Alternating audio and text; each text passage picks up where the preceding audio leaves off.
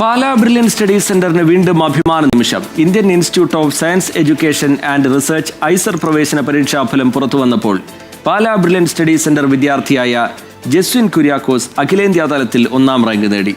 5 വിദ്യാർത്ഥികൾ ആദ്യ 100 റാങ്കിലും ഉൾപ്പെട്ടു.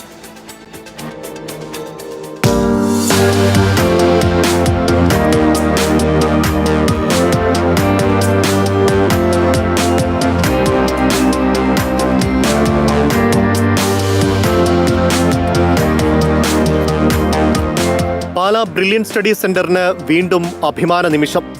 ഐസർ പ്രവേശന പരീക്ഷാഫലം പ്രസിദ്ധീകരിച്ചപ്പോൾ ബ്രില്യൻ സ്റ്റഡീസ് സെന്റർ വിദ്യാർത്ഥിയായ ജസ്വിൻ കുര്യാക്കോസ് അഖിലേന്ത്യാ തലത്തിൽ 1ാം റാങ്ക് നേടി. മികച്ച പരിശീലനവും കഠിനാധ്വാനവുമാണ് വയനാടുകാരനായ ജസ്വിൻ കുര്യാക്കോസിനെ ഈ അപൂർവ നേട്ടത്തിലെത്തിച്ചത്. വയനാട് പയ്യമ്പള്ളിയിലെ അധ്യാപക ദമ്പതിമാരായ ബോബിൻ ജോസിന്റെയും ബിന്ദു കെ വിയുടെയും മകനാണ് ജസ്വിൻ കുര്യാക്കോസ്. മാതാനം KE സ്കൂളിൽ +2 പഠിക്കുന്നതിനൊപ്പമായിരുന്നു ബ്രില്യൻ സ്റ്റഡീസ് സെന്ററിലെ എൻട്രൻസ് കോച്ചിംഗ്.